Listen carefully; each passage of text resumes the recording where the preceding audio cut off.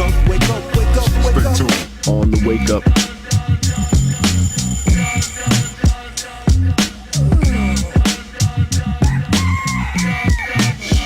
Mama, you gonna wake up the rest of the bitches. Oh, check us out, y'all. Yeah. Did you wake me up? Yes, I woke you up. On the wake up. They don't wanna hear that Malcolm X shit. Man, yes they do, they need that shit. Now we give them a little something called a stay woke up. On the wake up. Wake up! Wake up! We paying for water and shit. Hello? Hello? Anybody home? Huh? Think, McFly, think. Wake up! On the wake up. Wake up! Wake up, son. You're gonna have to use something a lot stronger than coffee. And we're back at it one more time for the most dangerous 2 hours in radio on the Wake Up Radio. It's your host, Brother Cam Kazi the Cutlass, and my host, Brother John the Masonic Marine, is on his way right now because he's in transit.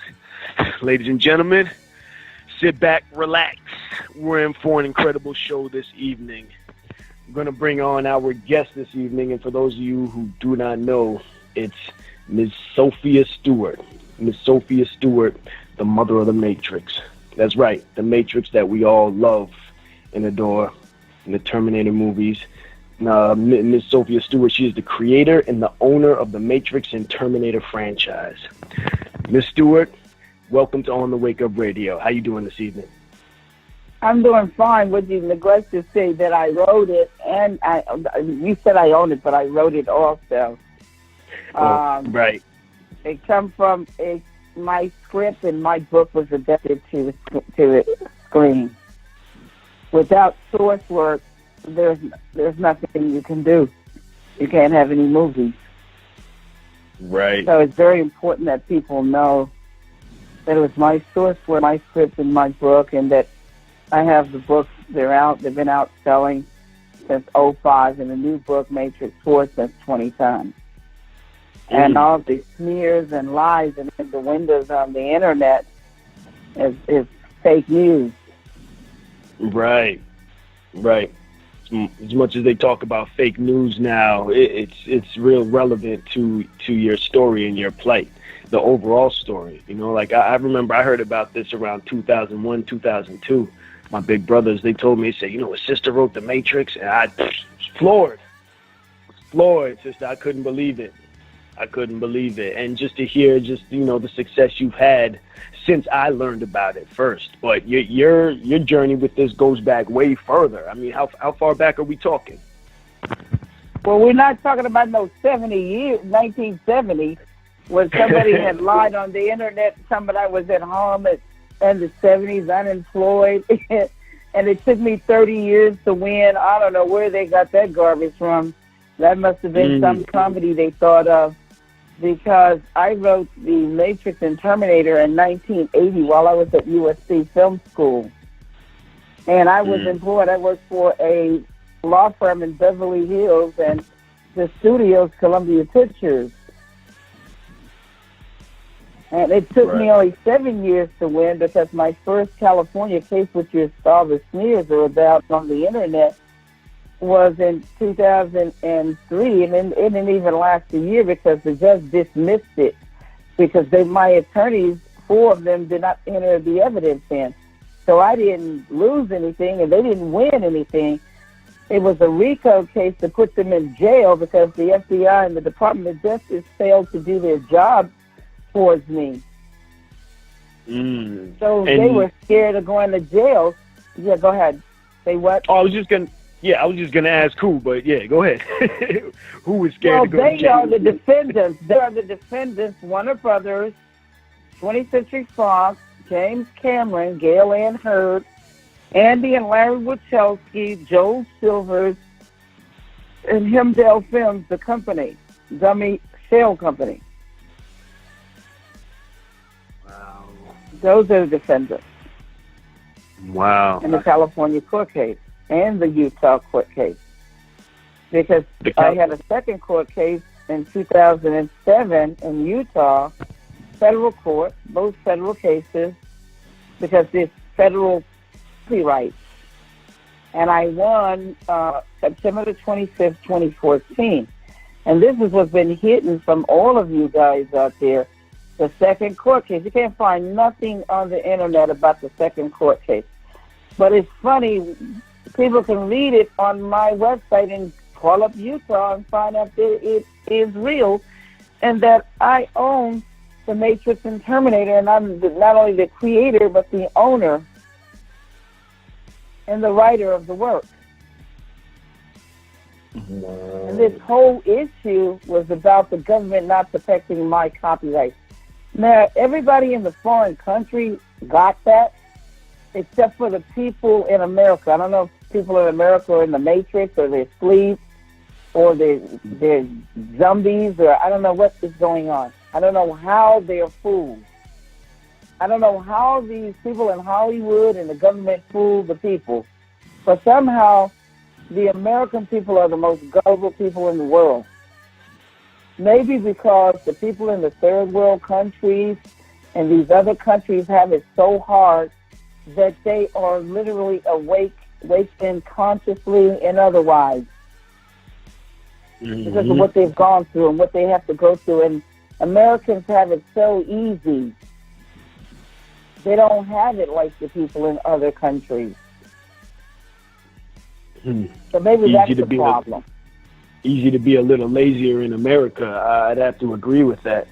Where it's almost like we don't have to be conscious in this country. Well, we do, but you know what I'm saying. Like we have the luxury of not being conscious and just kind of going along to get along. Absolutely. Absolutely. That is so true, you know, what you're saying. Wow. Yeah, it is. And, you know, this is especially important to, you know, the different artists out there. Like, we have so many artists and, you know, independent-minded people that are listening to you right now. And this, I mean, even I'll speak for myself, like the Terminator and the Matrix, that movie, those franchises have been so influential in my life. As far as, I don't know, you know, what you want to call it, predictive programming or whatever, but those specifically sparked something in me. And, you know, dialoguing with my friends when I was younger, you know, teenagers, like, those images were always in our minds. And just the impact of this story on humanity, on my generation. You know, I'm 35, so you could think of people my age to 50 years old and maybe down to even late 20s have been deeply impacted by these movies.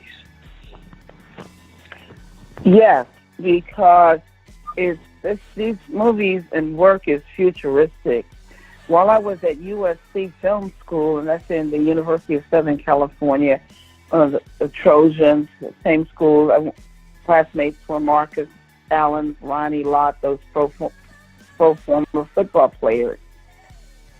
James Sinclair, August Curley, Dennis Johnson, the Moore brothers, and others were my classmates. And Charles White was on his way out when I was coming in. He was the Heisman winner at that time. And then shortly after that, Marcus Allen won the Heisman. So you're absolutely right about people. But they need to wake up because there's danger all around you. And that's what Matrix is telling you. You need to be alert. You need to be checking everything around you, paying attention. Because there's nobody there to save you. You have to save yourself, pretty much. Can you say that again, please? It's like I said, there's no one to save you. You have to pretty much save yourself. And you save yourself by being conscious, by being literally awake and watching and being alert and checking everything around you and people around you, everything. Because you could be in the Matrix. Everything and anything can be an illusion. And you never know who might be trolls out there. Look at the internet, full of trolls, and you can't sue trolls. You can only sue, you know, people with money.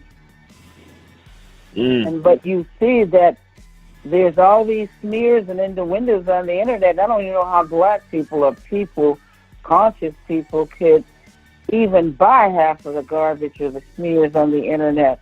Because if you were awakened or if you were fully awoke, you would know that none of these defendants, Warner Brothers, the Wachowskis, Joe Silvers, James Cameron, Gail Ann Hurd, or any of them have ever called me a liar, and they have never been on mainstream TV shows telling you guys they wrote The Matrix and Terminator. Right. The only one that's been speaking about it and been recorded, I don't know how many times, wait, let me count. Oh, yeah, I've done over 4,000 media interviews. For how long? Since ABC broke my story, October the 17th, 2003. Wow. Oh, yeah, let me see, how many years is that? Because it's 2018. Oh, yeah, that's 15 years, right? Wow. So where are you guys? Are y'all still asleep? Still in the Matrix? Or have you come out of the Matrix yet? I mean, Milli Vanilli pulled these people pulled a Milli Vanilli and a Houdini on you guys. Milli Vanilli was giving y'all lip syncing, and these people have been giving y'all lip service with the trolls. Yeah.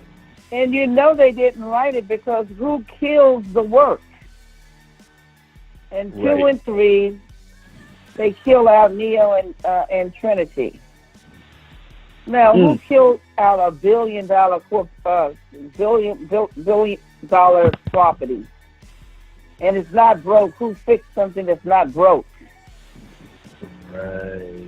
Oh, yeah, that's right. King Solomon says the mother that wanted to kill the baby wasn't the real mother, so take her out and hang her. I'm sorry. That's wild. Wow. Because, I mean, you think about it, like, The Matrix could have gone on for another 3 movies, at least, after the first 3. Yeah, if you wrote it, it's just like this.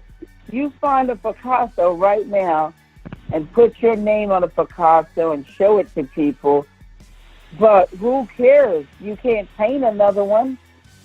Only Picasso can continue his work. Only Michael Jackson can continue his work. The late Michael Jackson.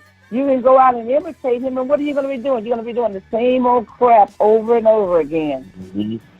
And nothing else. The same old stuff. And that's what they showed you in the Terminator, because James Cameron never wrote the Terminator. And what do y'all see with 4 in Genesis? The same old garbage from 1984. Just redone again. Yes. Just like Groundhog Day. In the last Terminator, I mean, not for nothing, it was trash, in my humble opinion. I'm a Terminator fan through and through. Right. Die hard. The last one was basura, and I was really disappointed with it because, just like you said, I felt like they were trying to rewrite the movie in a different image. Like, please don't make 2 more Terminators based off of this plot right here. Please don't. That's what they were trying to do, to make it in their own image, but it goes away from the real work. So it's just like some fake work, trying to sell it off trying to sell a Gucci-rini for a Gucci, or an Applejack for an Apple. And look at you guys. Some people will buy the Applejack and think they got an apple. Buy a Gucci-rini and think they got a Gucci. Right. Wow. Well, I'll tell you what, we're about to go into a break right now. We just want to get the audience open right now, get them prepared for this conversation. Wow, this is a major event right here. And again, we thank you for being here. And before we go to this break, big shout out to Cindy Ashby, our producer, for putting this together. Big shout out to Ra on the boards engineering this, and big shout out to our associate producer, Sister Amber, for helping to bring this all together.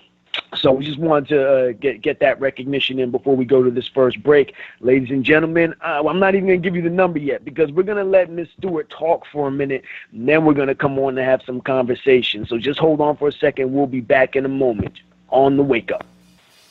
And we're back at it on The Wake Up Radio. Your host, Brother Cam Kazi the Cutlass. My special guest this evening is Sophia Stewart, the writer and owner of the Matrix and Terminator franchise. I just want to make sure I get that right, Ms. Stewart.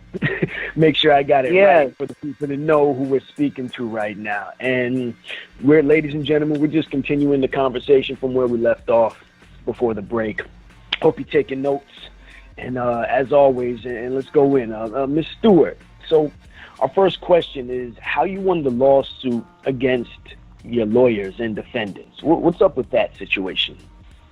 Yeah, well, let me explain. All you people out there getting is nothing but the first court case from 2003, April of 24, 2003. And that court case got dismissed. That's it. Nothing happened. They didn't win anything. I didn't lose anything. They got it dismissed because it's a RICO case. You understand? RICO is racketeering. What the Untouchables used to do. What criminals like Bertie Madoff and Whitey Bulger and Martha Stewart and John Gotti and Al Capone, all these guys that you've read about, the Enron executives, the Wall Street Wolves, they were lit with DiCaprio's movie. You guys are familiar with RICO, racketeering. It's when criminals steal hundreds of millions and billions of dollars from people or groups of people. Well, they go to jail because there's a government behind that racketeering that will put them in jail under the RICO law. So you guys need to understand that your copyright is protected. What they failed to do, since I was black and I was a woman, a double whammy in America, they didn't protect my copyrights. Now, everybody outside of the United States got this. All the foreign countries, they got that. But somehow you guys missed that point. So when I filed the second court case in Utah, that's right, Utah federal court again, because they dismissed my case. And why the judge dismissed it? Because they made sure my four attorneys did not enter any evidence in. It was intentional. Now, they should go to jail for that because they committed a criminal act against the courts and myself and against the people. So the government should be versus these lawyers and put them in jail. They committed a criminal act. That's why they were scared to show up in court, because they know the moment that's put in a federal court and they committed a crime, they're going to jail. Even if they had lawyers defending them, their lawyers would go to jail. So these people are not trying to come up into the Utah court. And the lie they told about me not showing up to my court hearing, that's a blatant lie. Right. I saw that. They all canceled my deposition. They prevented me from stepping into California to do any kind of hearing or to come up inside and speak under oath. They made sure every avenue was cut off and blocked. So I had to file the lawsuit in Utah, and Warner Brothers, the defendants, all of them entered into Utah on their own volition. And they came through the judge's law firm called White. That's right, White, Montanuke, and some other name. That's the judge's law firm. Once you enter the judge's law firm, then you done bought the judge out. So I told the judge that he gave them the default judgment and the money that they never got in California, because all of them terminated out of there before the judge came in with her ruling, the second judge, Margaret Morrow. They all terminated out because they were scared of the RICO, going to jail. They called me and wanted to pay me to dismiss the RICO because that's what they were scared of, going to jail. They committed a criminal act. That's what you guys don't understand. That's why they ain't rocking no boat. They ain't never threatened me. Well, how are they going to threaten me? They're the criminals. The FBI told me, asked me, have they ever threatened you? Because if they do, we have to come out and arrest them. What? Now, that's something that you guys are not getting. Nope. That's right. It's the same way right now. If any criminal right now threaten you, anybody threaten anybody, it's called a terrorist threat. And the feds will come out and arrest you. I don't care who you are. You threaten anybody right now, it's called a terrorist threat. They will come out and arrest you. Right. Wake up, America, because you're sleeping. And how long have you been selling your books now? I've been selling the Matrix and Terminator since '05. The new Matrix 4 since 2010. And this year, 8 years. Selling around the entire world and all the foreign countries. Give me a break. If I sold anything from Warner Brothers Corporation or 20th Century Fox or James Cameron, I would be on the 6 o'clock news with handcuffs on, and they would make an example. Are you guys kidding me? If I sold some Gucci or Apple, I would be arrested by the feds in the New York Minute. There's a little boy, I don't call him a little boy because he's 25 or 22, and I'll give you his information. Trayvon Franklin downloaded 10 copies of Deadpool, and they arrested him in the New York Minute. A man wore some Google glasses into this movie theater, got arrested by the feds. They came in there and arrested him. America, you need to wake up. You're sleeping. Did you say? Sleeping on your right. Did you say they came in with Google glasses and arrested him? They arrested a man with the Google glasses on. You can Google it, pull it up. It's old news. Wow. He came in there using the Google glasses to see out of, because Google glasses you can record. And they thought he was recording the movie, but he was actually using the glasses to see with. And they still came in there and arrested him. There was a girl named Samantha E. I can't remember her last name, but her name was Samantha.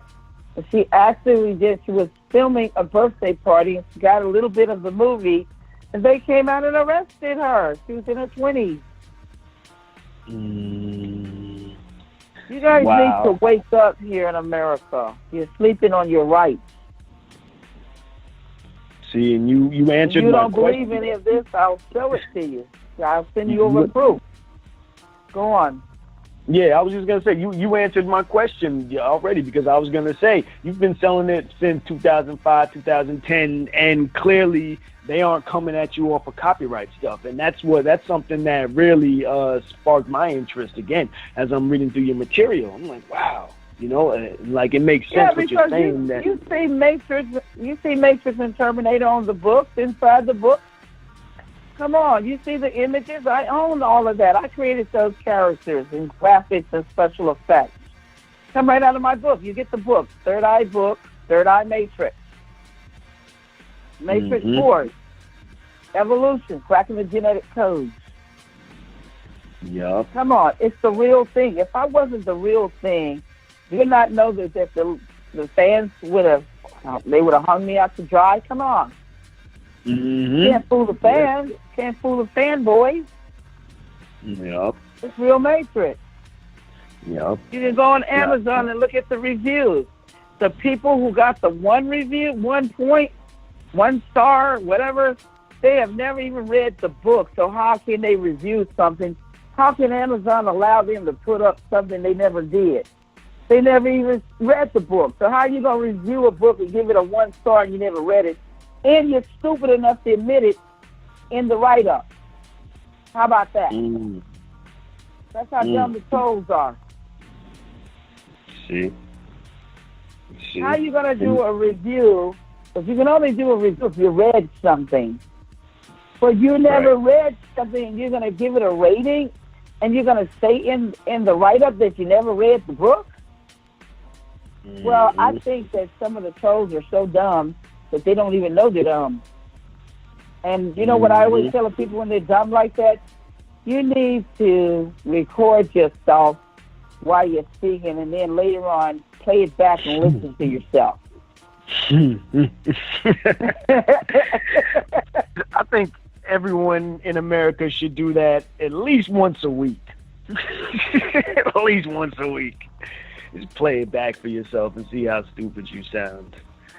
But do you know that most people do not even realize that what comes out of their mouths are programs? Do you know that they don't even know that they're programs? Do you know that most people mimic other people and say what other people are saying and do not realize that people are saying something stupid or doesn't make any sense, or it's a cliche that you have no idea what it means? But in America, it's just like they're mimicking life and not living it. Ooh. Because I'll say to people, that doesn't make any sense. Okay, let me give you a good example. And hold on to yourself, what I'm going to say. I was talking to a woman earlier today, and she's going to call Andy and Larry Wachowski a woman. I said, they are males with penises. And every time you call a male with a penis a woman, you're saying every woman in America has a penis. Did you hear what I just said? Yes. Think about what I just said. Yup. Because what I just said was something really deep. Yeah. Because even if a doctor cut off your penis, then you just disabled. You might not even live. But you're still a man without a penis, and you're just like those things that they used to have over the harems. They would take these men and they would castrate them. They would protect the harems and they would castrate. That's right. That's what they're called. Thank you. The eunuch. And they had no feelings for men, and they had no feelings for women because they didn't have anything to feel with. Wow. That is fucking deep. God damn. And this is why the sultans and the kings and sultans would have these men castrated so they could not have sex with anyone and have no desire. And they would be the perfect people to protect the harem. Right. So when people are coming up with deceits and lies, you need to think about things for a moment in this world. Think about things, because nothing is as it appears to be, and no one is who they say they are, and that is the Matrix. And somebody in bondage can't free you from the Matrix. If you're tied in and locked in the Matrix, only a free person can free another person. People who are locked in and who are enslaved by the Matrix can't free you. Wow. People who are in bondage can't free anybody. It's just like if you're tied up, locked up, or shackled, you can't free somebody. If your mind is shackled, you can't free another mind and open it up. Only a mind that is consciously awakened and open can free another person's mind that's sleeping and not conscious. Think about that. And the lady, the light bulb came on, and she said, "Oh my God, you just made me realize something." Yes, I just made you come awake. Because you're asleep. You're asleep. Right. These people have never been on any talk show, and believe me, they could go on any talk show in the world if they wrote The Matrix and Terminator. They have never gone on any talk show and called me a liar, but I've called them liars and thieves. Numerous of times, over and over. But they've never gone on any talk show and said they wrote The Matrix and Terminator, and no talk shows and say I'm a liar. Wow, right. And even now they're saying that this Terminator copyright is bouncing around. They said, oh, James Cameron doesn't have it and it's going somewhere, and, you know, maybe they might put it into production this year, some shit like that. Yeah, they're lying to you guys. And you know what I told them? I told them if they try to use my work again after it's been entered into evidence, the copyrights, because I own the copyrights to the derivatives. It's just like this. You stole my babies out of the hospital. They're derived from me. I'm the source, the mother. And you gave them some fake names. It don't matter about that, because that's what all kidnappers do. Try to change your hair, your color, your clothes, your name. But I'm the only one that can give them a birth certificate. The only one that can get a copyright to them is the mother, the owner. The thieves don't have no copyright. They don't put nothing into the court system.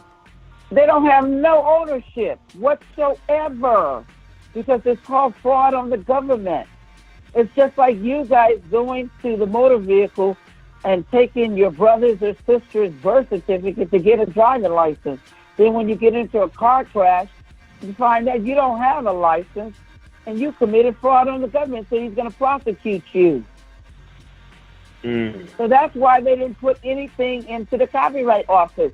They put my scripts and my books under a dummy company, a shell company, Pacific Western Production, Hemdale Films, Halcyon, Caracol 2, and all these other dummy companies, and passed it around to all of the feeds. And every time they accept a royalty or money right now from a long time ago, from 1984 when they stole it, and from 80s and 81 onwards, up until the present, every time they take a royalty check or a dollar, it kicks in the RICO law, 10 years, stretches it out, meaning that to be prosecuted, you will never, the statute of limitations will be never run out to be prosecuted. They're so greedy and so blind and so stupid that they can't even realize that they'd be going to jail at 65 and 70 years old like Bertie Madoff. And Bertie Madoff at 65 years old got 150 years. And he stole from the rich millions and billions of dollars from 20 to 30 years. And people kept saying back then, oh, he got away with it. No, you never get away with anything. It catches up with you. The crime catches up with you. And everybody that they added into this criminal act with them, everybody that they added is called aiding and abetting to be tried as a principal. No matter if you took a dollar and you aided them, you're going to jail. And guess what? They put a lot of people in, they involved a lot of people, because you know why? They need some people to take the rap. Because when people are thieves, they go out and they get other people to come in with them. And then when it's time to go to jail, the main perpetrators turn on the ones who just got added in, and they're the ones who get the big time. It always happens like that over and over. Am I right or wrong? Come on. Isn't that how they do? That's the cannon fodder right there. They have to throw. I mean, we were talking about this Harvey Weinstein cat, how he was thrown to the wolves. That's cannon fodder right there. That's right. Now and then they got to give us somebody to, to satiate our appetites, because we know something. Well, not only that, but make it look like. But remember when you saw The Untouchables? It was the commissioner told Al Capone, we're going to hit a couple of your places. Don't be there, because we got to make it look like to the people that we're doing our jobs. We got to put it in the papers like we're doing our jobs. You see what I'm talking about? So they got to make it look like they're doing their job. So they throw Harvey Weinstein and Steve Wynn and Matt Lauder and Charlie Rose and a whole lot of others. They sacrificed them. But the big kahunas, well, they're still there, still doing their pedophiles and whatever else they're doing. Sexual misconduct in all kinds of forms and fashion. Yep. While these other ones are given over to you guys to make you guys think something's going on here. It's the Matrix. Yeah, and I'll tell you what, we're about to go to this next break, Ms. Stewart. Ladies and gentlemen, the Oracle speaks.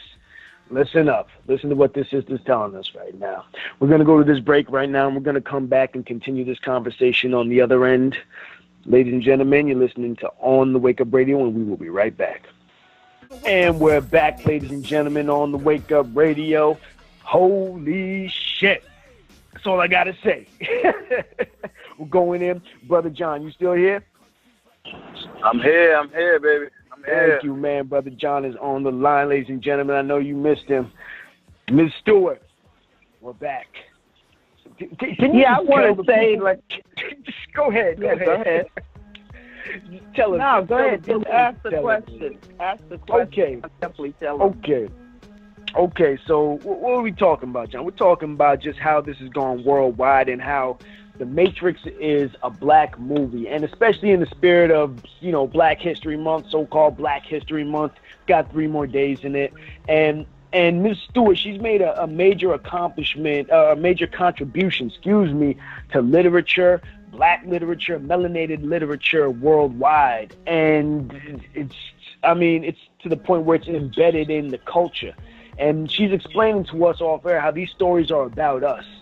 And what's your projection? What do you see coming for the future, Ms. Stewart? Like I wrote a slogan just a couple of days ago, maybe a week ago, that Disney, because I made the oracle prophecy that the Panther, once it was released, and there's people who can attest to it, that the Panther was going to be a game changer.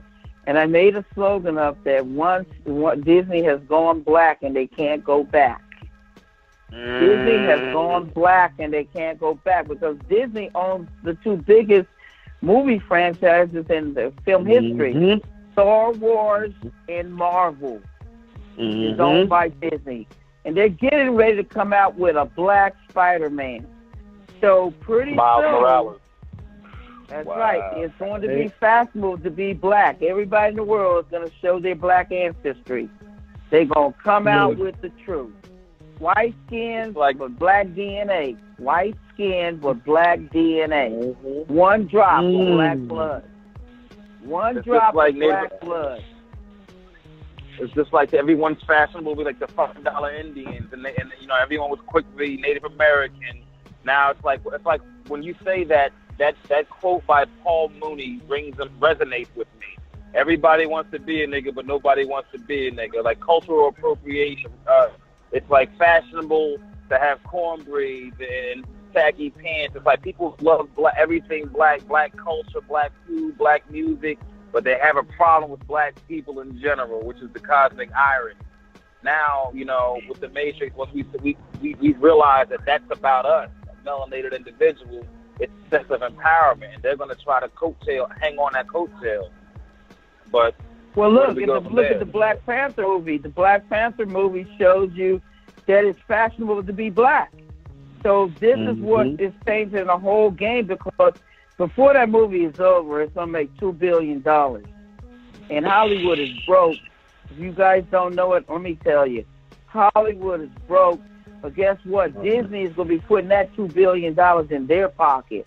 The rest of them is going to have to scratch for themselves. Like Don King said, I had to scratch for mine, now you're going to have to scratch for yours.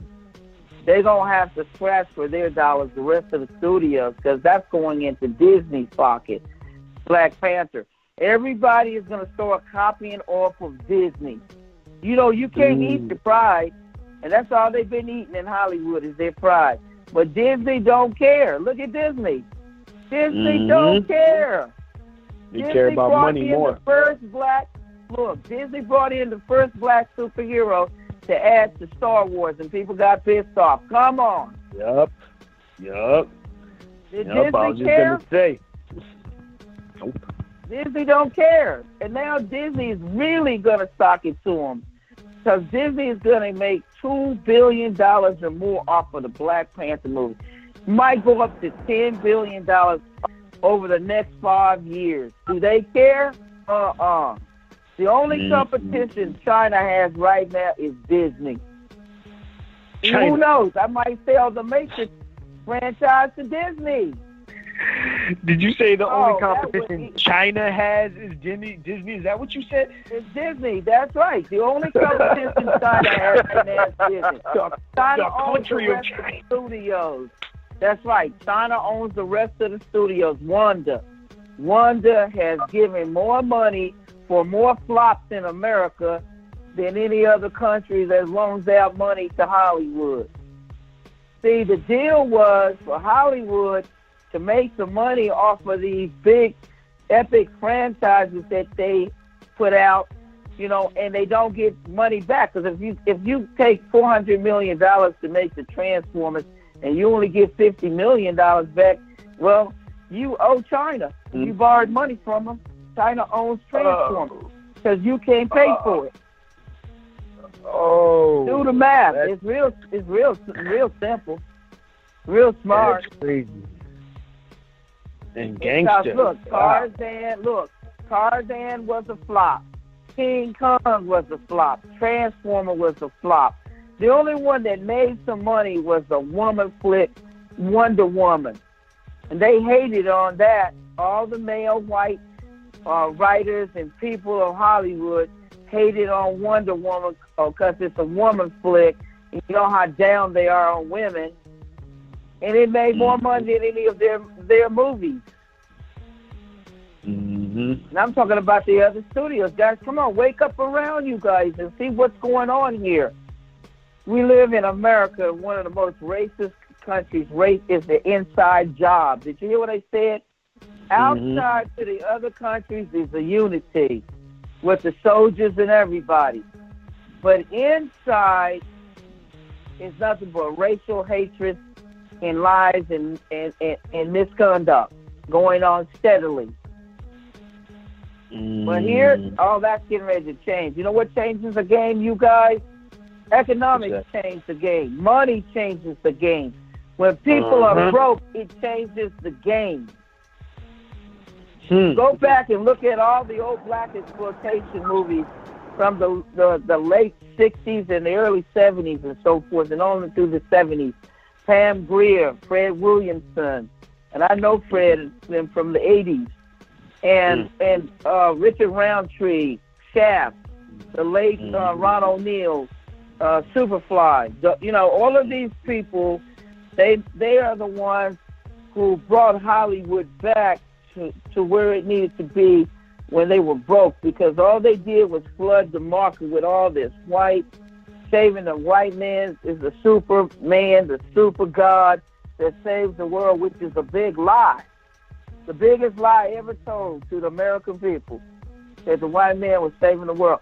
It's all of us, people of color, all of us, different tribes here, saving the world, all of us together. That's the truth. That's the Matrix. Look at it. The lie that's been told to you, look at all the white science fiction. Go back and look at all of their science fiction. It's the white man saving the world. Why do you think Rocky, Sylvester Stallone, they treat him like a god? He got a white man beating a black man in the movie. He got a statue of a man that doesn't even exist over there in Philadelphia. Come on, you guys, wake up. Talk about it. Y'all should be calling this the Wake Up Show. Wake up. Smell the coffee. Oh, man. Ms. Stewart, we have an internet question for you. It's actually from Brother Gerald Dwayne Darden. Big shout out to Brother Gerald. Always hanging in there. He says, did you witness something that inspired the creations of the Matrix and the Terminator? Yeah, I witnessed Muhammad Ali.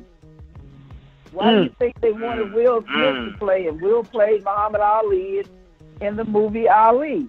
And the book, The Third Eye Matrix, in everybody's home that's got it, is a dedication to Muhammad Ali and my kids. Yup, I saw it. This has been going on for years. Come on. No one has ever mentioned it. You always bring up Will Smith, but don't bring up Will Smith how it connects to Muhammad Ali. We had a black living hero. And if you read about me, go to the archives, Sophia Stewart, Los Angeles Sentinels, June of 1981. Then the archives, Sophia Stewart is going to come out with a black science fiction, the first of its kind, to inspire our kids to become even president of the United States. And I know Matrix and Terminator inspired Obama to become president, to make him socially accepted. A living hero, Muhammad Ali. Come on. Ali Pumaye. It up for everyone. Loved all around the entire world. Right. But Will decided he wanted to play a white man, Jim West, Wild Wild West. And his Jim West's fans, you know, the Wild Wild West series, they could not accept Will as Jim West, as a white man. And Will, to this day, wished he had chosen the Matrix, but of course, the right person got it. Keanu Reeves. Keanu Reeves got to play the one, Neo, Neoone. Because let me fill you guys in. The Terminator End Time Revelations is the prequels to the Matrix. So the baby, they see John Connor's Jesus Christ grows up to be Neo, one and the same in the Matrix. And the Terminators from the Oracle prophecy that a baby is going to be born to take the artificial intelligence, the machines out when they enslave mankind. So the Terminator has to time travel to the past from the future, from their own planet of technology. He is a time traveler to kill Sarah Connor, because Sarah Connor is Neo's mother. So the baby will not be born. And Kyle comes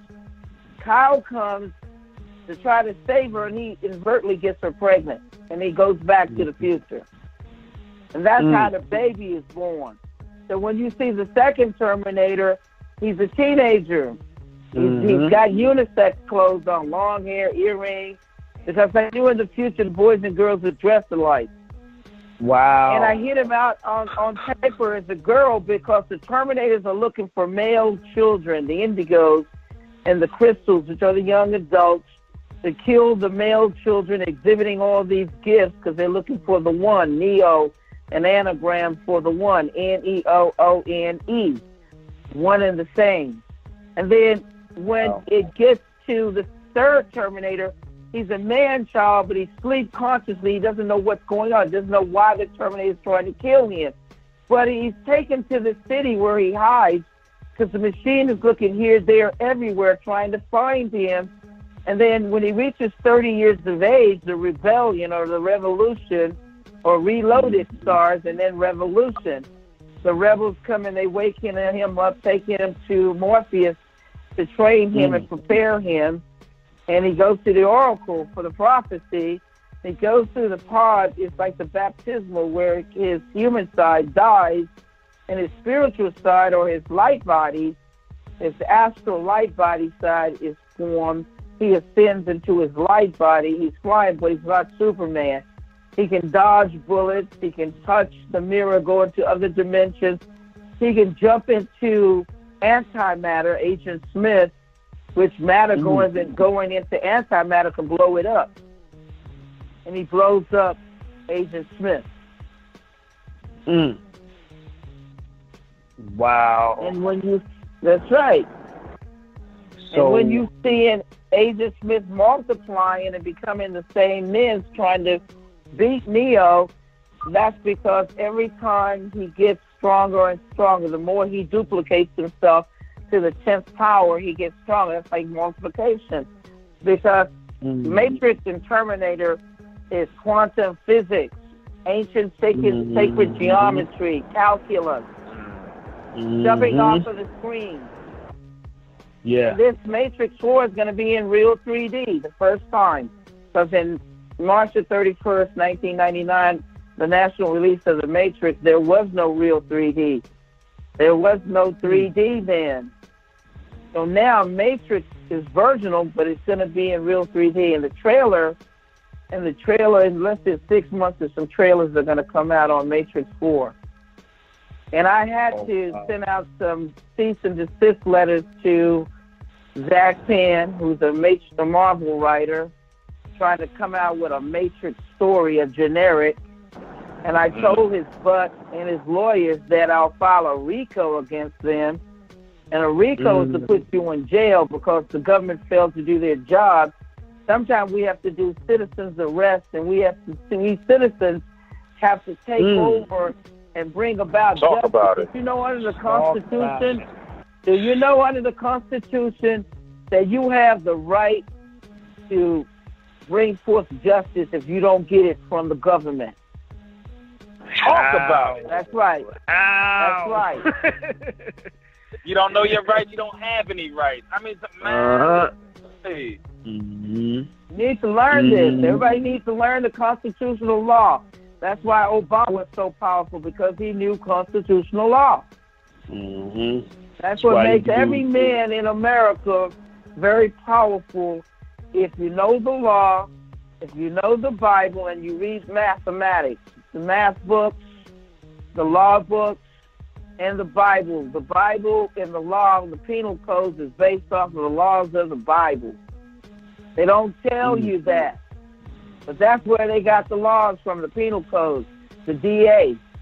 It's based off of the Bible, you guys. Go in there and you see all the numbers. The universal language is mathematics. There's not no words. Words are spells. When you got your butt whipped in school because you didn't do your spelling. Spelling is fails. It's what the witches and the warlocks use. Holly is the tree that the witches' wand has come from. That's why they call it Hollywood. What do you think they were teaching you with Harry Potter?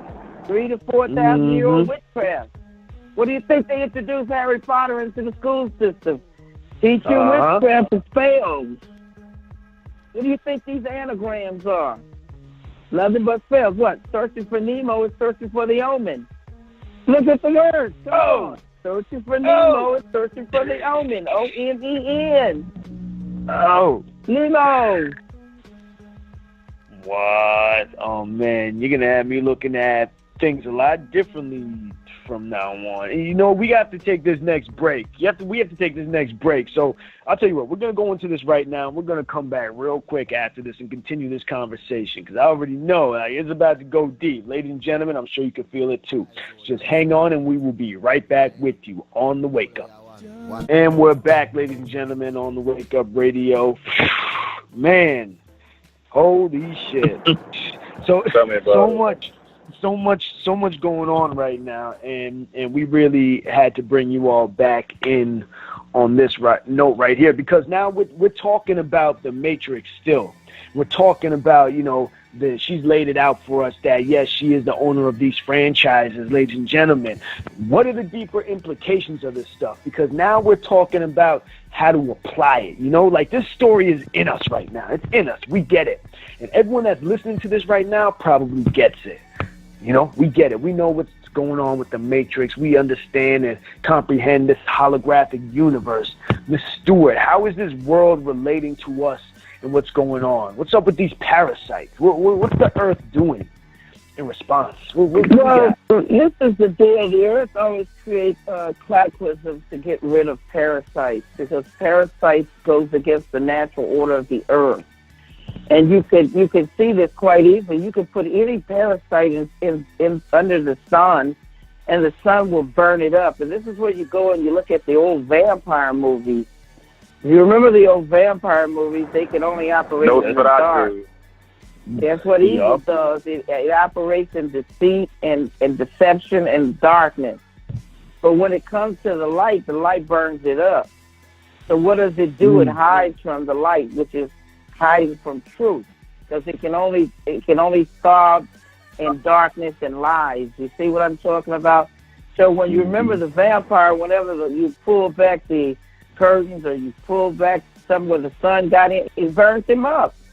He got burned up. Now people were fascinated with evil because people have always been fascinated with evil. People have known something to be evil and they invite it in their lives. It's ignorant. Ignorance is not a bad word. Look at the word ignore, sitting right in the middle of ignorance, because you're ignoring facts that you should be aware of, facts that you should be conscious of. I mean, you know that evil cannot, it's a law, evil cannot cross your threshold unless you invite it in. Did you hear what I just said? It cannot cross your threshold unless you invite it into your life. Or someone bring it into your life. Just like they used to bring vampires to somebody's house. They either got invited to dinner or somebody brought them in. Yep. Like the maid opening up the window, letting them in on the woman. Just like the little minion that he had to hide his coffin. Yep. So this is what's going on with the world with these parasites. Parasites. You hear about these cataclysms wiping out these people because they're consumers. All they're doing is consuming, but they're not giving back. And when you consume from the earth, just like the locusts, they'll come and they'll swap down and just eat everything. Then they'll get up and go and swap down again and eat up everything. But they're not giving nothing back, so they got to leave. They get taken out. Well, that's what happens when you don't practice the law of circulation here. If you're just a consumer or just a giver and you're not a receiver and you're not giving, well, you got to go. You really do. You can look at the patterns, look at the cataclysms that have been across the whole. Look, there's been earthquakes, and I'm not talking about the man-made stuff and the man-made weather that man is creating for his own reason to take over land and take resources from people. I'm talking about the natural cataclysm that changes and shifts the whole diagram of the whole world, the whole mapping of the whole entire land and the world. When we have floods, when we have mudslides, when we have fires and stuff of natural orders. It's evolution, changing. It changes because God says everything must change. Nothing can remain the same. This is why you see the industry changing. We'll look at the Black Panther movie, like I was telling you earlier. The Black Panther movie would change the whole game. It's going to be fashionable to be black again. Everybody's going to go into their DNA now. It's a lot of white-skinned blacks passing for white in America. And this has been going on for years. The first 7 presidents, they had them masked as white when they were really black. Obama was the 8th black president. Google it, people. Google what I'm talking about. Now that you got droids and smartphones, you don't have to go to the library anymore. The library is at your fingertips. Just start using your phones. Get you an app. Let the app teach you. But everything is here because man is changing history. As you speak and live, all these baby boomers are dying out who experience history. And they're changing the whole stories of history. If you were not there, it wasn't passed down, you didn't see history being made, you're going to be fooled. You're really going to be fooled. Wow. If you don't Google now, get some old books and preserve them, because they're going to change every printing. Every 10 printing is going to be another story. That's what history is, his story. That's right, history is his story. That's why they call it history, because it's his story. But it's totally different from over there in Europe. The history of America is totally different from these other foreign countries, what they know. They know what really happened, but America has changed it in their favor some kind of way. Wow. And that, for example, look at the Arabs that know the Arabs that know the Moorish history of America.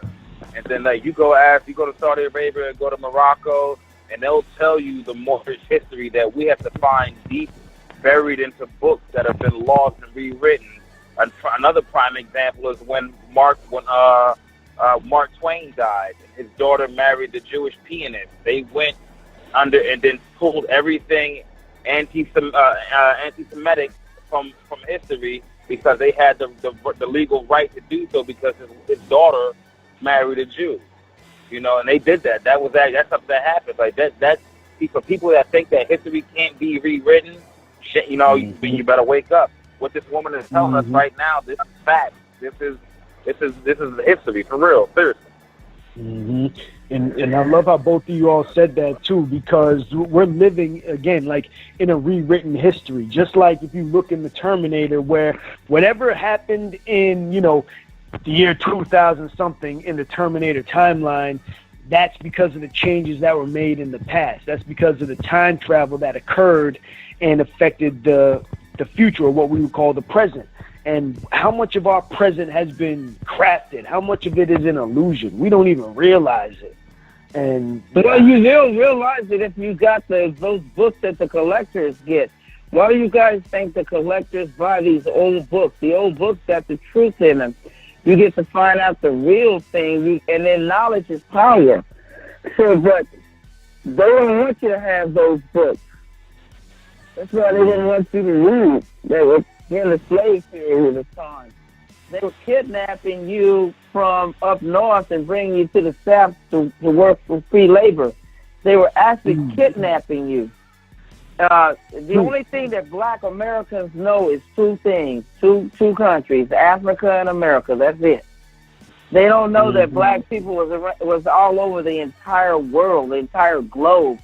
That you didn't have to go to Africa to steal nobody from Africa. You could just steal them from up north.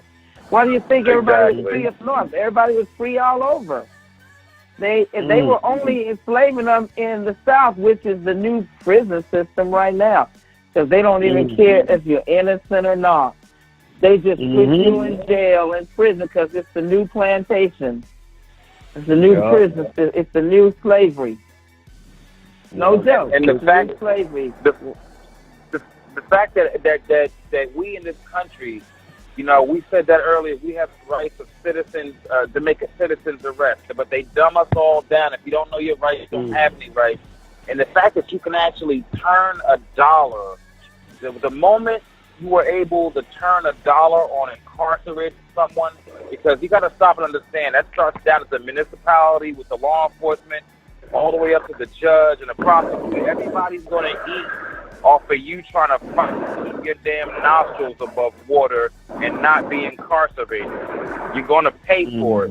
So when you were able to turn a dollar, incarcerating somebody, that's no longer freedom. That's indentured servitude. That's we should have been overthrew this. You know, we should have been stood up and voiced. You know what I mean, and shown the proof. Like, for example, the unity that with the dollar that has. People are looking at Black Panther and the money that they've made thus far in the opening.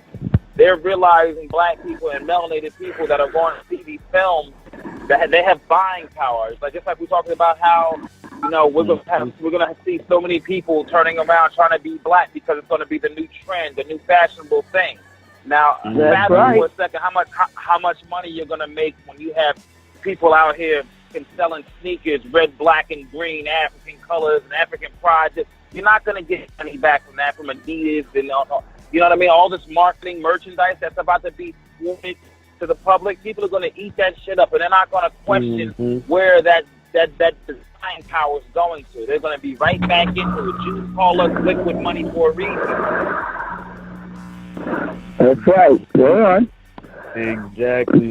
Because I told people the prophecy, the oracle prophecy, that the Black Panther movie was going to change the whole game in Hollywood and all over the entire world. It was just going to shift the conscience of people, because for years they lied about Black people. For years they monopolized and kept Black people out of Hollywood.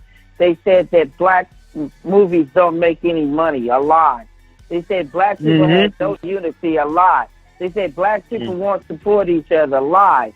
You see, they kept lying about Black people, and it backfired on them. And then they said Black people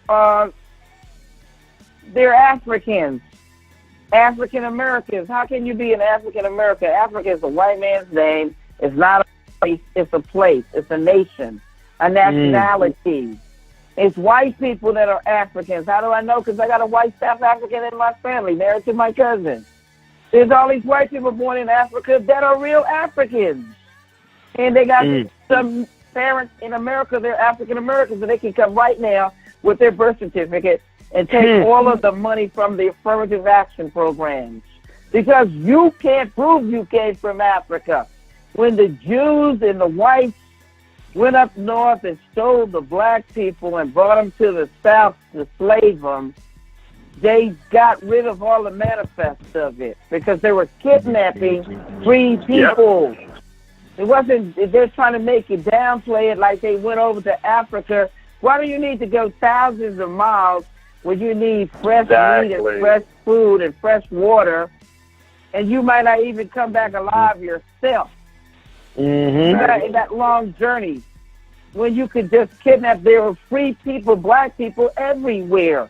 And so that backfired on them. Because you know why it backfired on them? Because they said the Black Panther is the first Black African hero. Now look at this. Africa's been around all of these thousands of years. And only this particular period does it have a Black African hero. And we got Black American heroes all day long in America. Matrix, Muhammad Ali, you know, others. But look, Africa is getting the first Black African hero. First in the first time. Think about that. You know what amazes me the fact that, they talk about how rich their culture is, but yet they're always digging in the southern hemisphere. You know what I mean? Always they're projecting themselves in our own culture, whatever the case may be. And look at all the Egyptology, like all the African, you know what I mean, the people, the white men that went over there in the 1800s and they wrote the book, you know what I mean, on Africa. You know what I mean? We've learned our history. Well, from, what they did was they changed it because Michelangelo during the Renaissance, and the Renaissance is to renew, to make new all over again, or to change. That's the Renaissance. Michelangelo was paid to turn everything black into white. White sugar, brown sugar. White rice, brown rice. White bread, brown and black bread. Come on. Now they went over there to Kemet. That's right. Vanilla, it was black. Now it's white. Used to be black. Right. The White House. Come on. The White House used to be a black house. Now it's the White House. What about Wall Street? That's right, Black Wall Street, but now it's White Wall Street. Do you know some white people didn't even know that it was a Black Wall Street before it was a White Wall Street? That it was a black house before it was a White House? Yeah. So the Black House got burnt down in Washington, D.C. Go and look up the history. Google it. The Black House got burnt down, and then they created the White House. Look, the baby and the mother are black that the Pope bowed down to right now. Google it. You can see the Pope bowing down to the black Madonna and the baby. The baby Haru. Look, you can look at it right now. Google what I'm talking about. People, get your pens and paper out. Start waking up. Start digging. And start getting at the truth. Come out of this world. They created the black boule because you know what the black boule is? It's nothing but the Tommy niggas that was on the plantation. The ones that was inside the house. The gatekeepers for the whites. The house niggas. That's all. I'm sorry, but that's what they were in those particular periods. Samuel Jackson should have won an Oscar because that's right. Samuel Jackson should have won an Oscar because on Django Unchained, go look at him. He is the phenomenal, incredible. How you gonna let them niggas sleep on the front sheets? What's that nigga doing on that neck? And you saw what Jamie Foxx's character did. He had to kill the house nigga. He killed him. You have to burn that stereotype. You have to burn that stereotype because the house niggas feel like they're privileged, and because they're keeping the other black ones at bay, keeping them at bay. Precisely. Keeping them out, keeping them from an advantage to a disadvantage. But we now need that unit cohesion. The whole game has changed because back in the day, think about this. It used to be the blacks that look almost white, and there was some that was white in passing. That's why they genocided themselves. The women fixed themselves where they couldn't have a baby. The men had vasectomy so they can have a baby because Africa was going to come out. I'm not talking about Africa, the nationality, but the blackness that dominates the world. The melanation. Because even in the Bible it tells you before light even appeared, it was the void, it was blackness. And look in the Matrix, they're wearing black at all times because Hollywood said the good guys wore white, and they put them with the big white hats on and white clothes, and the bad guys wore black. And they demonized blackness, and a lot of people fell for that. Oh yeah. So that's where the war came between the light-skinned blacks and the dark-skinned blacks. It was a war to divide the house, the Crips and the Bloods. Black lightning. Look at it, black lightning. The school teacher killing all the guys in the hood, killing the drug dealers and the traffickers and the pedophiles, the children. And look at the Black Panther movie, Killmonger. It's the Crips and the Blood fighting. It's the blacks fighting against each other. So let's go look at the black exploitation movies with Pam Grier and Fred Williamson and Dolomite and all them. Well, let's see who are they fighting? Oh yeah, they say we got a plan to stick it to the man. And who was the man? It was the white syndicate. It was the white cops, the crooked cops. It was the crooked mobsters, the mob. That's what they were. That's what. Go back and look at the black exploitation movies. Yep, military, like Three the Hard Way. That's right, Three the Hard Way. But look, in Hollywood, they won't let a black writer write anything. Yeah, Ron Coogler's name is on the movie, but who's the other guy that wrote? I bet you $100 he's white or he's Jewish. $100 he's white or Jewish. The other writer. Go back and look at James Brown's story. It's white writers. Go back and look at the Jackie Robinson story. All of the stories written by whites. They didn't want no black screenwriters. Come on, you guys. The only representation.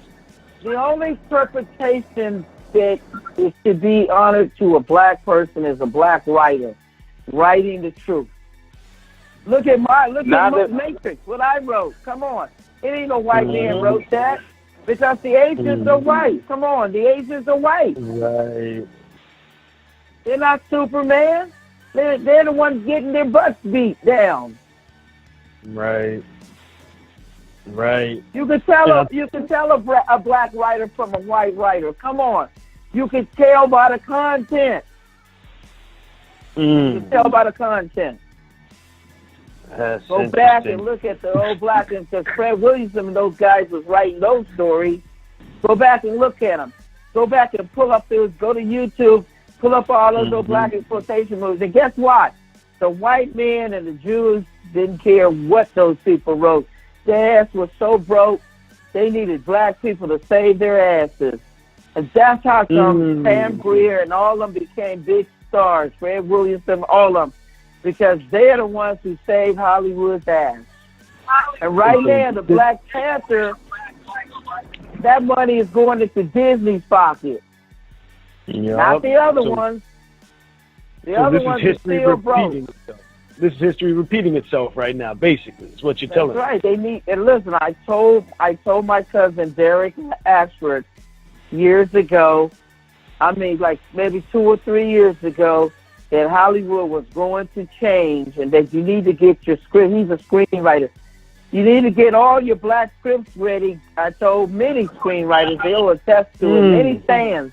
I said, you need to get your work ready because them people right there, them Jews and white people are so broke that anybody come with scripts, I don't care what it is, they're going to put it up there because they need to make money. You can't eat your pride. Come on, folks.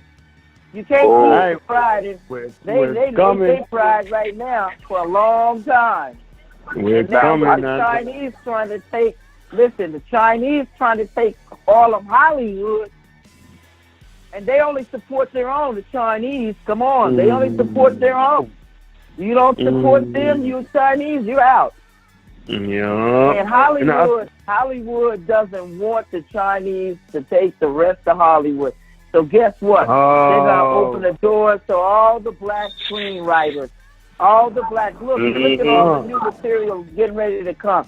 Everybody's story in the world is going to be accepted and going to be seen by the whites and the blacks. The white people are tired of the lie. They're tired of this lie about the white man saving the world. They're so tired of those movies and those lies. They're sick of that. I got all the white movies are based on the same formula, people. And then the black people start copying off of them because there are not no black people writing those stories. When y'all see black stories on the screen, they're written by whites and Jews. When you see a commercial, wait a minute. When you guys see a commercial and y'all think a black person is talking, that voiceover is done by a white or a Jew. Y'all think I'm joking, but I'm not. No, I believe you. Google it. I believe it. I got a couple of scripts I want to make. Cam, you know what I'm talking about. I got a couple of scripts I want to write on.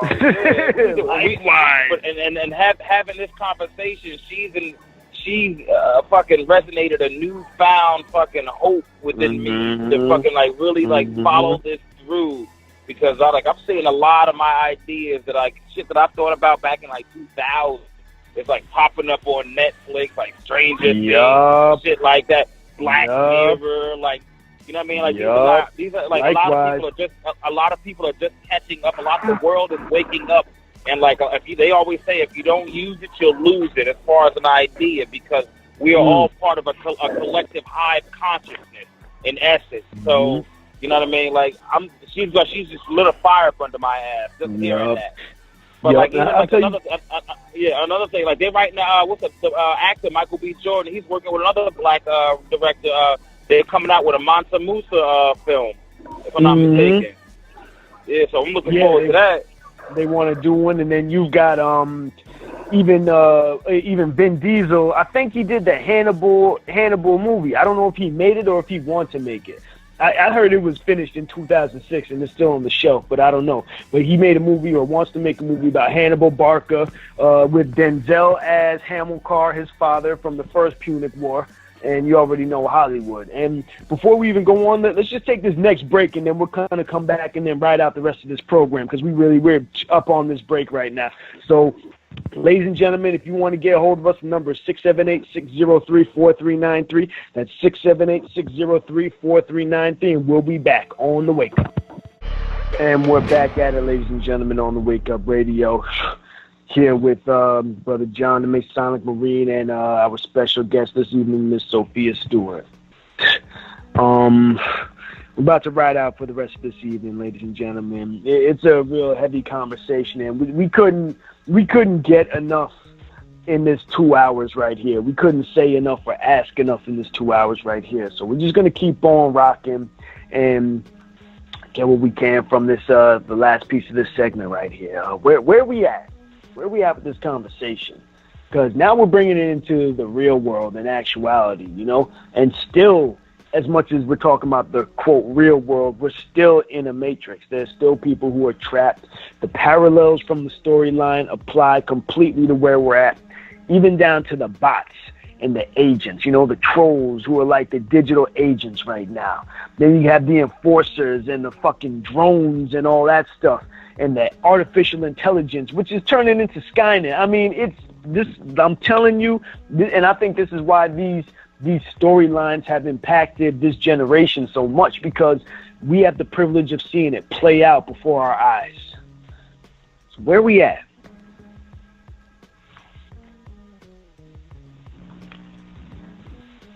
Still there? Yeah, I'm here, but I mean, I was waiting on a question.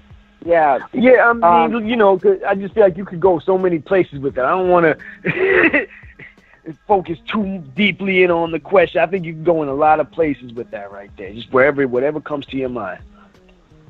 No, I mean, what I was thinking about, everything is life imitating art, is art imitating life. I mean, because change is always coming. God says everything must change. Nothing can remain the same. So all I see is a change in landscape, and that the old has to go and the new is coming in, and what was at the bottom comes to the top, because just like the pendulum, it swings back every 20 years, and you'll be wearing, back in the day 20 years ago, people used to wear hot pants, and hey, it comes back again, you know, but it's got a different name, but it's the same game. So now it's all about this change that's coming, and this is economical changes, and that's what really changes the landscape, is when the money changes, when it changes hands and it changes power, and that's what it's called, trading places. When you saw that movie about Eddie Murphy and those rich guys and how he traded places, well, that's what's going on right now. If you look at that and go back and look at that movie, it's the same thing that's happening right now in Hollywood. But now you got to step up and change the game the way it rightfully should be. And we're talking about economics for black people having their own again, making real impactful changes. Black people creating their own movies, their own movie houses. They're coming in and supporting, because it can happen. It's going to be fashionable, just like I just told you 30 minutes ago. 40 minutes ago. It's going to be fashionable to be black. It's going to be fashionable to be in. And you can do this. It starts at home. It starts with you. You don't need help. You just need to make the change. And when the others around you seeing you making the changes, they will make the change also. They will come and they will conform with you, and they will change. That's all it takes, is you. Like the late Michael Jackson said, it begins with the man in the mirror. When if you want to affect the change, then you do the changing, and others will see that change and emulate you. They'll come and join you. We have an internet question from One Lucky DSM. Big shout out to Ray, One Lucky DSM, the fellow time traveler right there. His question is, did the inspiration from the pods come from real life? Did my inspiration for the pod come? You don't get inspiration about pods. When you create a story, you're not thinking about a pod, because a pod is not a story. When I got inspired to write The Matrix and the Terminator, it was about changes to what you have on the screen, not diversity. Because back in the day, when the studios used to buy from the people, we had great diversity in movies. If you don't believe me, go look at some of the old black and white and color movies from way back. And you see some great movies, greater than what you're seeing in the movie theaters. It's not about a pod and having inspiration about a pod. It's about black people or people of color coming together to change the world. That's what the storyline is about. It's not about a pod. If it was about a pod, then you'd be talking about a kid's movie, a kid's comedy for their conscious level. Okay, and then question again from the baptismal.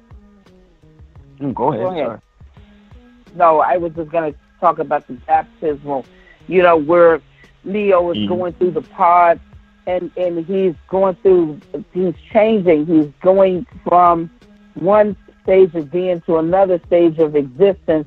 He's going through a cleansing, like a baptismal, because that's what water is, and how he comes out and he ascends into his light body. He's flying, but he's not Superman.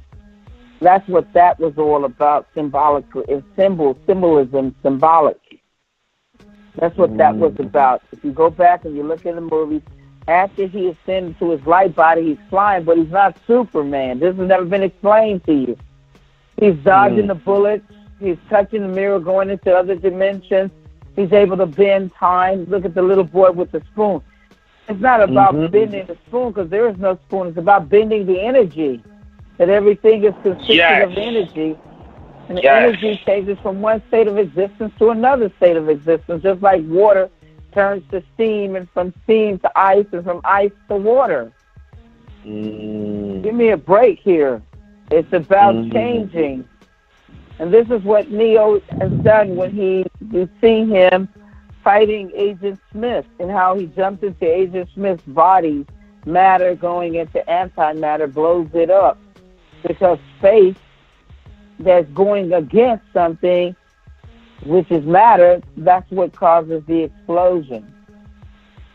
It's about energy. One energy going in one direction, which is a positive, and the energy that's going in another direction, which is a negative. It shows you that on the battery, it's not two batteries in the car. It's only one battery. But the negative and the positive charge in the battery tells you how the energy flows. Just like the word live, L-I-V-E. And what is evil? E-V-I-L. It's the same word. One way going forward is live, L-I-V-E. Going backwards is E-V-I-L. So what is evil? Evil is going in the wrong direction. Is living in the wrong way. The opposite of what was planned for you, the opposite of how life really is. That's what it was always about. God said there was only good, and that man took good and turned it backwards, and that's what made it evil. If you go and play a record backwards, you're going to hear some most wicked, evil stuff on that record. Some of you have already done that and heard it. So you know firsthand what I'm talking about. So look at the direction that the method is being played. It's played backwards and you hear evil stuff. But when it goes forward, you hear good stuff. But that's the way it is with life. And our brain takes it the same way, right? It doesn't distinguish between forwards and backwards, right? No, because you have to be consciously aware of it. You have to be consciously aware of how energy is used, how it's converted, how it changes into different states of being and existence. It's called chemistry. It's called mathematics, because this is when you learn stuff. This is where all architects, all inventors, engineers, creators, polymathematicians, Leonardo da Vinci, Tesla, these guys are all talking about inventions and frequencies and energy. And if your mind is not geared into that, you won't, it'll go right over your head. It'll go right over your head. You know what I'm saying? But I break it down to a common denominator so anybody's mind can wrap around the facts and know what I'm speaking about. I break it down where you can just listen and you can learn something. And in these we have about 3 more minutes, and we want to get your last statements. What do you want to leave the people off with? Because there's so much, but in these last couple of minutes, what do you want to leave us with, Ms. Stewart? I'd like to leave people with the fact that get my books and read about the Matrix and Terminator, read what's coming. And Matrix 4, I got the new alien technology. I'm talking about a wireless engine. A wireless engine is, where it starts up without a carburetor, without any oils. It is wireless. It starts up with a musical note, which is the energy of vibration. Just like the frequencies in your microwave, it starts up with energy. It's got energy that cooks your food. You can't see it. Just like when Tesla had the wireless light bulbs, you couldn't see it, but it was there. Just like the towers that you're using right now, AT&T and Verizon and Sprint, they're using Tesla's towers. The government came and got the patent. So you need to learn math. If you want to take a look at a clip that came out of my Matrix 4 book, Google the 2014 Kia Morpheus Super Bowl commercial. That's the 2014 Kia, KIA, Super Bowl commercial with Morpheus. That comes right out of my Matrix 4 book, and it's talking about the first wireless engine with no carburetor, no oil, no fossil fuel, none of that. It starts up with a musical note. Morpheus and Neo is riding in it, and I'm bringing in the virtual penal system. In the future, you will be your own judge, jury, and executioner. And you can hear me talk about all these things in detail on YouTube. Go in there and Google Sophia Stewart. Sophia like the movie actress, Sophia, Stewart like Jimmy Stewart with a T, Stewart, and listen to some of my interviews, and I break down this ancient alien technology. But it's still more advanced than any technology that you have here on Earth. Matrix 4 movie is coming soon. I hope to have a trailer out in the next 3 months. I've scripted 3 different trailers, and the movie is coming soon. Get my books on my website, or go to Amazon, Barnes & Noble, Walmart. But get it on demand, because that's how you have to buy it, on demand. As soon as you pay for it, they'll ship it to you. Matrix 4 coming soon. This is going to be a huge thing, so you guys get with it. Get more Matrix. Thank you. I introduced the first virtual. Did you know that I introduced the first virtual image in Matrix 1? Remember the virtual image where the physical bodies were in the ship and the virtual image was going up and down the telephone lines? I introduced digital downloading. where Trinity tells Tank to download it so she can fly the helicopter. I introduced body scanners, food scanners, computerized warfare with drones. All of that's in the Third Eye Matrix book. The copyrights are there. Go to Washington, D.C., pull it up. It's the original work. The book is original work. And what's your website before we go? MatrixTerminator.com. Hit me up, people. MatrixTerminator.com. I do mentoring, and I talk also to different fans. So hit me up and get more Matrix and Terminator. Terminator 5, Rebirth of the Machines. Wow. Okay. Ladies and gentlemen, go check out that website. Tell her you heard her here on the Wake Up Radio. Brother John, what you got, man? What you got, brother? This episode has been a mind blast, man. A mind blast. Oh, my goodness. So much good knowledge. So much has been awakened in the light. You know what I mean? Like, in fact, the fact that her intellectual property has been sabotaged, by these succubuses that feed off her other people's work. But she motivated me, to be honest with you, she motivated me to she lit a fire up under my ass, because I want to finish my work. I want to finish, write some screenplays and see where that goes. Like she said, when we were on break, all it takes is that one person to become that catalyst for positive change that they want to see in the world, be that domino. Then the rest will fall in line. People will be inspired. And we, as a melanated people, we have power. We've been deceived to believe that, our saviors are our oppressors. And that's not the case. We got to fucking learn to have unit cohesion, like I say all the time. We got to learn to not to think that everything is science fiction. The truth is in plain sight. Truth is stranger than fucking fact. Like stranger than science fiction, as they say. But tough, man. Like this has been.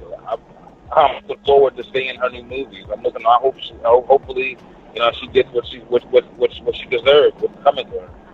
As far as like these things that's been taken from her, her rightful property has been being returned. Hopefully.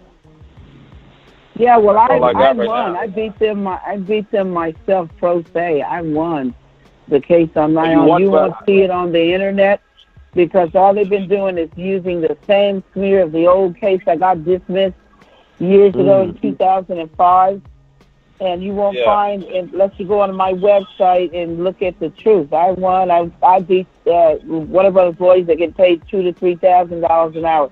They were in the court case. I can give the transcript to anybody to show you, and you can shove it up some lying troll's butt.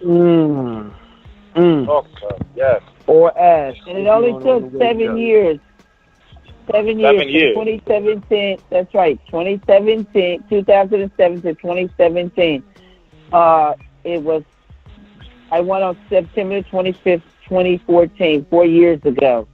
And the media won't report it because they paid them to smear and not to let anybody see the truth. But you could go to the archives in the library or Google and see if you can find it. And you will see that I won, and go in there and get the court case and call up the court or request a transcript. But I won the court case. Wow. And are they into the courts, and I won against them, not just lawyers. I won against them also. I won the money and the judgment, the attorney fees, and the attorneys, and the money that they had asked the judge for in the California case, almost $500,000. And the judges was racist. They didn't want to give me the punitive damages and the compensatory damages. So I took it by force by leaning up and owning their company, $3.5 billion in liens. I own their companies. I own them. And if you don't believe it, I'll send you the liens. It's been entered into the courts, validated by 3 expert witnesses, $25,000 each, 3 CPAs. And the government failed to protect my copyright. That's the issue. That's the real issue. Not the money, not what I'm going to do, but what happens to me will happen to you. Because the government is supposed to enforce criminal acts. Ladies and gentlemen, from the oracle's mouth, you heard it here on the Wake Up Radio. There's nothing more to add to this right now. I mean, we can add to it a lot more. Wait a minute. One more thing. Okay, go ahead. One more thing. One more thing to add. I really need to say this. If you do not make the government enforce those copyrights, it's just like counterfeiting. If somebody come out and counterfeit $100 into $1,000, it makes everybody's money worthless. That's why the agents go out there and arrest from the Treasury, because it's making your money worthless. So if they don't put these people in jail for not enforcing my copyrights, it makes your copyrights worthless. It makes everybody's copyrights worthless out there. You need to know that. It affects you. Yup, and they need to know that. You need to know that it affects them. Because, look, how can the government send you to court when they committed a criminal act and they stole your copyrighted work? How can the government make you go to court, take billion-dollar corporations to court? And that's not going to happen. And there's the most crooked lawyers and judges are in California. The FBI said it. The FBI said it. The lawyers, look, the lawyers sold me out both times, you guys, both times. I had to have another judge to court order them off my case and go in there and win it myself. Because a crooked judge can only fix a crooked case with a lawyer. He needs a lawyer to fix a crooked case. Do you see that? You guys need to learn that. You need to learn that these lawyers will sell out on you in a New York minute. And what do we always say on this show, ladies and gentlemen? Sell out. They're all on the same team. All those lawyers at the bar exam and the judge, they're all lawyers and they're all on the same team. Well, same team, that's right. And they always say to people they have a conflict of interest. Whenever a lawyer tells you he can't do your case because there's a conflict of interest, he's telling you he's on the other side. Listen to him. Listen to him. He's telling you that he's on the other side against you and it conflicts with his interest. Whatever you want him to do conflicts with his interest, because his interest is the same as the people or the enemies that you're going up against.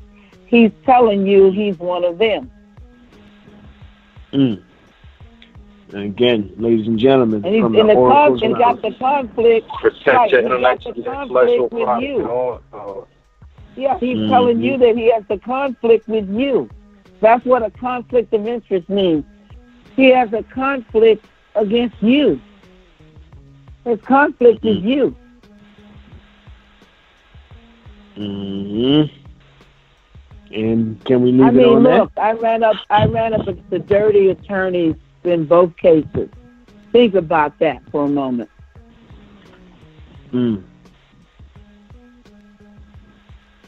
Wow. Let's do it. Think we could bring you back one time? Please bring me back. Please bring me back and let me go into details. Please, please. With no interruptions except for questions. Yeah, we'd even love to have you even on some of the other programs, especially Event Horizon, because they talk so much about the technology and just the realms, the fringe science that you write about. And we couldn't get enough in 2 hours over here, but we would definitely love to have you back, and we appreciate you coming out and spending this time with us, because you could be doing anything else right now, but you really came to spend some time with the On the Wake Up Radio family, and we deeply appreciate that from everybody, all our listeners, the whole crew, everybody. We're all on this line, just waiting, listening, hanging on to your every word right now. Best believe. And ladies and gentlemen, we got to close out this program right now. I think it's all been said here. Just, stay diligent with everything. Make sure, you're awakening. It's a personal process. And once you awaken, let your light shine so that you can spark other people. Just like we've all been sparked by this story, by this narrative, you all now need to go and spark somebody else, spark the next person, spark the next group of people, because that's what we're here for, right? A light on a city on a hill can't hide its light, right? And that's what we all have to be. Thank you so much, Miss Stewart, for coming out and spending the time with us. Big up to you, and we will definitely keep up with you and stay in contact with everything. John, brother, thank you so much, bro. Fucking coming through, as always, my brother. Thank you, man. John Mason. Check out his show on Tuesday, the Truth Booth Podcast. Rocking out. Big up to Ra on the boards. Big up to our producer, Cindy Ashby, for bringing us all together every week. She's fucking gangster. Big up to Sister Amber out there. Sister Amber, we see you. Thank you so much. Ladies and gentlemen, you can always check us out on onthewakeupradio.com. You subscribe to our YouTube, subscribe to our SoundCloud. Just keep on rocking, ladies and gentlemen. So join us again next week for the most dangerous 2 hours in radio on the Wake Up Radio. Imperial Media Collective. Cindy Ashby Production. On the Wake Up.